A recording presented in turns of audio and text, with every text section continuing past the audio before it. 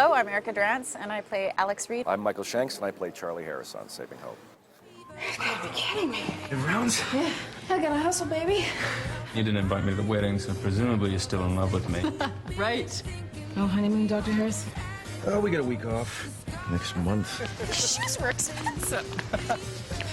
You are so beautiful. Don't distract me. This is hard work. It was probably an epidural bleed. Start an IV. Let's go. He's the chief of surgery. He's not gonna wait. You tell her, Alex. He's been unconscious for 37 minutes. Wait a second.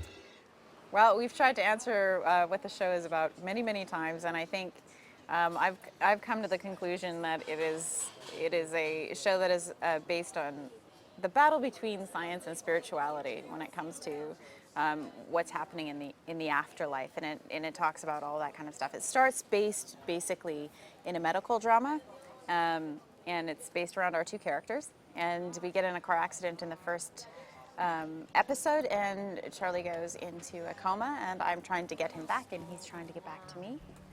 I'm sorry, Alex. Just go.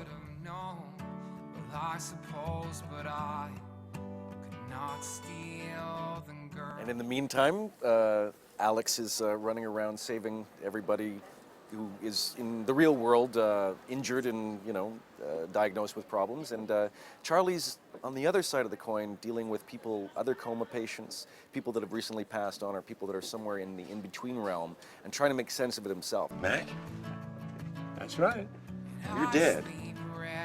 Charlie, I'm here to help you die. So that's where the spirituality element comes into play, is where he's constantly having to readjust his opinion about what the afterlife might mean if he ends up going there. In the meantime, he's trying desperately to get back to his love. Don't you give up on me. I'm still here.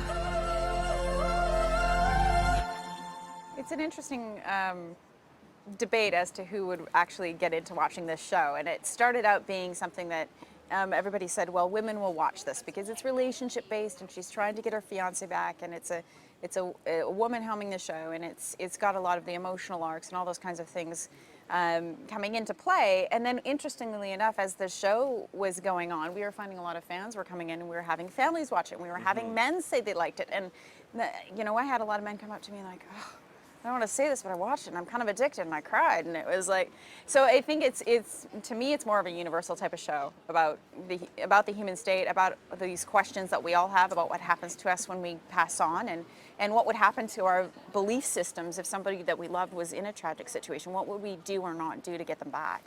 So to me, I feel like it could encompass everyone. Yeah, I think predominantly though it's a female-oriented audience that as men do. Men don't admit that they watch it, but they watch it with their girlfriends, and that's what I found. And then they like it, and but then they tune into it. But I have found too a lot of feedback from it has been about families feeling like it's okay to watch. I mean, there's a little bit of, there's a bit of blood and whatnot in the surgeries and whatever, but the themes are relatively tame, and I won't want to say uncomplicated, but they are. They're something that is relevant to just about everyone, so families don't have a difficult time watching. But I would say female first, and then the guys kind of join in afterwards and begrudgingly admit that they watch it, that kind of thing. Yeah. Cold silhouette.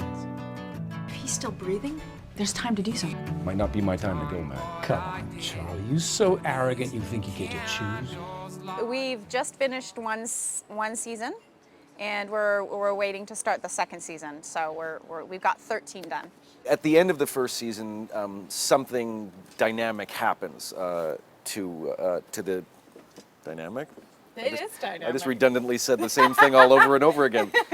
Something happens at the end of the first season which will change the dynamic going into the second season. So there's a large twist at the end of the first, which makes the second season I would say almost a completely different show, but a certainly largely different show.